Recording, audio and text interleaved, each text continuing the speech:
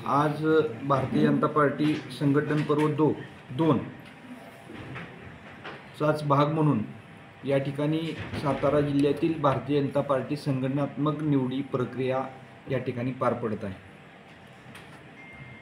या निवडी पार पडत असताना पूर्वीच्या मंडलात थोडासा बदल करून प्रदेशाच्या सूचनेनुसार 100 बूथला एक मंडल या रचनेनुसार या निवडी या ठिकाणी संपन्न होत आहे।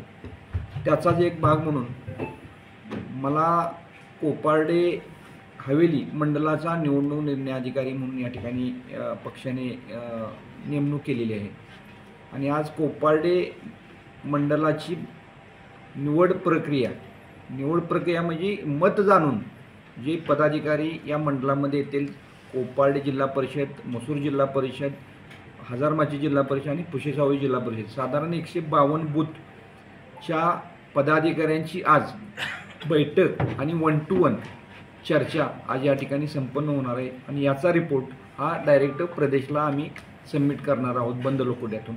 त्यामुळे आजची ही प्रक्रिया फार महत्त्वाचा भाग या निवड प्रक्रियेचा आहे असं मला वाटतं।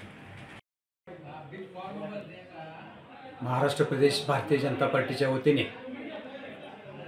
संघटन पर्व हे दुसरं टप्पा आज चालू झालेला आहे आणि यामध्ये प्रदेशचे अध्यक्ष सन्माननीय चंद्रशेखर बावनकुळे साहेब यांच्या मार्गदर्शनाखाली तसेच कार्यकारी अध्यक्ष सन्माननीय रवींद्रजी चव्हाण साहेब यांच्या मार्गदर्शनाखाली आमचे जिल्ह्याचे कर्तव्याध्यक्ष जिल्हाध्यक्ष सन्माननीय धैर्यशीलदादा कदम यांच्या मार्गदर्शनाखाली संपूर्ण सातारा जिल्ह्यामध्ये संघटन पर्व निवडणुका प्रत्येक मंडळामध्ये चालू आहेत।